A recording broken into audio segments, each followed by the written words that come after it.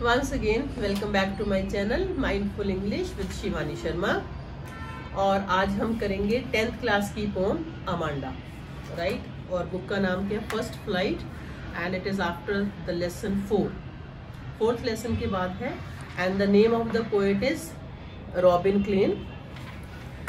और जो Amanda poem है that is about the feelings of a teenager girl, के जो बच्चे होते हैं जो टीन एज में जब पहुंचते हैं उनकी कैसे उनमें चेंजेस आती हैं, और जब वो बड़े होने शुरू होते हैं तो बाकियों की फीलिंग्स में भी चेंजेस आनी शुरू हो जाते हैं। फीलिंग्स मीन्स एक्सपेक्टेशंस में। हम पेरेंट्स हैं, हम टीचर्स हैं, तो सोचते हैं कि they should really behave in responsible way, in a mature way, in a sensible way, कि अब तो बड़े हो गए, उनको समझ आना चाहिए। और लेकिन जो बच्चे होते हैं वो बड़े हो रहे हैं तो उनको लगता है कि अब हम बड़े हो गए, अभी हम कुछ कहें ना। So they sometimes they feel very मतलब वो उनको लगता है कि we should be left free, हमें फ्री छोड़ देना चाहिए। And freedom is really very very important for them. Not for them, वैसे फ्रीडम तो हम सबको चाहिए, बट फ्रीडम की भी हमारी एक लिमिट होती है ना। फ्रीडम का मतलब ये तो नहीं है कि हम कुछ भी करें, कैसे भी करें। So this girl is also expressing her feelings, her heart through this pome, कि उसको कैसा लगता है ना कि जब उसकी मम्मी कुछ ना कुछ उसको कहती रहती है, राइट?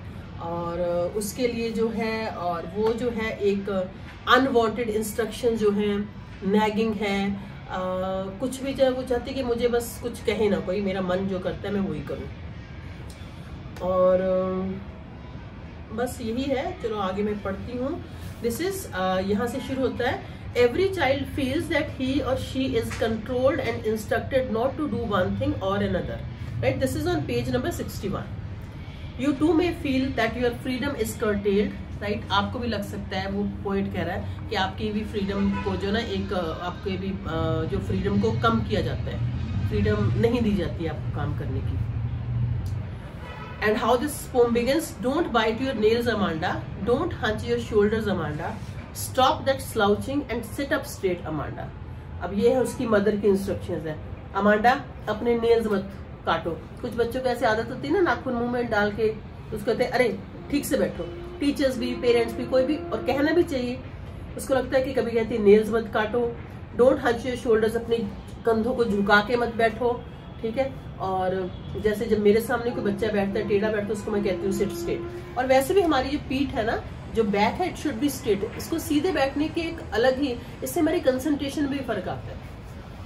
चलो वो एक दूसरा वो है। Don't hunch your shoulders, Amanda.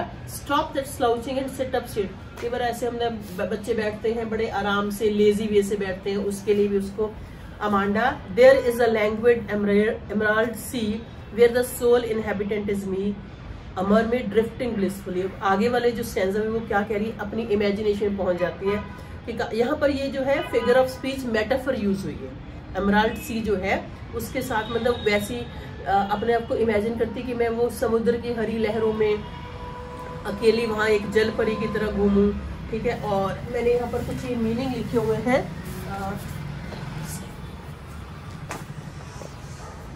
यहाँ पर जैसे ये एमराल्ड सी है, इनहेबिटेंट मीन्स होता है निवासी, और इनहेबिटेंट के साथ साथ एक और वर्ड भी देती हूँ मैं, हैबिटेट। हैबिटेट होता है रहने की जगह, राइट? और उसको लगता है कि मैं वहां पर अकेली जो है बिल्कुल रिलैक्स्ड, क्वाइट, अपनी शांति से वहां घूमूं, वहीं अपने मजे करूं। So she really wants to live a very kind of peaceful, happy, instruction free life, right? So did you finish your homework, Amanda? अब उसकी मम्मी के बाद, अमांडा तुमने अपना होमवर्क खत्म कर लिया? अब होमवर्क खत्म कर लिया तो did you tidy your room? Tidy करना क्या होता है? किसी चीज को सिस्टमेटिक, अपनी बुक्स को अच्छे से लगाना, अपने रूम को, किसी भी चीज को टाइडी वे से, कि तुमने अपने, अगर उसने होमवर्क कर लिया तो उसने अपना रूम ठीक कर लिया क्या? I thought I told you to clean your shoes. अगर उसने वो भी कर लिया, फिर उसको याद आता, अरे मैंने तुम्हें कहा था अपने शूज को पॉलिश कर लेना, वो तुमने किए क्या? ऐसा होता है, ऐसा होता है ना बच्चों के साथ, बड़े ये कर लो, वो कर लो, बच्चों को लगता है ओहो यार ये तो हमेशा कुछ ना कुछ कहते ही रहते हैं। I am an orphan roaming the street, I pattern soft dust with my hushed bare feet, the silence is golden, the freedom is sweet. उसको लगता है कि ओहो इससे अच्छा तो मैं ऑर्फन होती। ऑर्फन मीन्स अनाथ। अब बताओ उस बच्चे की कितनी एक तरह से इमेच्योर फीलिंग्स है ना, कि उसको लगता है कि नहीं मम्मी पापा तो कुछ ना कुछ कहते रहते, इससे अच्छा तो ये ना ही हो। सो इस लाइन से पता चलता है she is not very mature, वो छोटी बच्ची है कोई। रोमिंग द स्ट्रीट, मैं गलियों में इधर उधर घूमूं, अपने पैरों से जैसे मिट्टी उड़ाती, मजे करूं। कभी आपने देखा हो छोटे बच्चे ना गलियों में घूमते हैं, अपने कहीं पर भी पार्क में मिट्टी उड़ाते हैं, उनको नहीं पता चलता हमारे पैर खराब हो रहे हैं, ये है। और कभी कभी वैसे मुझे लगता है कि उनको ऐसी फ्रीडम देनी भी चाहिए, है ना। The silence is golden, the freedom is sweet. Don't eat that chocolate Amanda, उसकी अमांडा ये चॉकलेट मत खाओ, तुम्हें याद है तुम्हारे यहाँ पर एक पिंपल हो गया था। Remember your acne Amanda, will you please look at me when I am speaking to you Amanda. Amanda मैं तुमसे बात कर रही हूँ, मेरी तरफ देखो, सिर झुका के ऐसे मत बैठो। क्योंकि उसकी माँ उसको कुछ कह रही है मदर, और वो अपनी इमेजिनेशन में खोई होती, कभी वो समुद्र में पहुंच रही है, कभी कहती है मैं गलियों में घूमूं। अब आगे क्या, I am Rapunzel, I have not a care. अब एक वो इमेजिनरी कैरेक्टर में अपने आप को इमेजिन करती है। ये एक बहुत लंबी कहानी हो जाएगी कि एक जो इंग्लिश लिटरेचर का कैरेक्टर है, life in it over is tranquil and rare, I certainly never let down my bright hair. उसके बाल लंबे हैं, उस कैरेक्टर के भी लंबे थे, वो अपने आप कहती मैं तो मेरे बाल लंबे हैं, उसकी तारीफ उसमें मतलब एक तरह से खो जाती है। उसको समझ नहीं आ रही कि मम्मी क्या कह रही हूँ, तो लगता है कि बस ठीक है। आप stop that sulking at once Amanda, उसने कहा अब ये मुंह वगैरह बनाना बंद करो, चिढ़ना बंद करो। You are always so moody, तुम बहुत मूड में रहती हो, अपने मूड से काम करती हो। Anyone would think that I nagged at you, nagging करना होता है टोकना।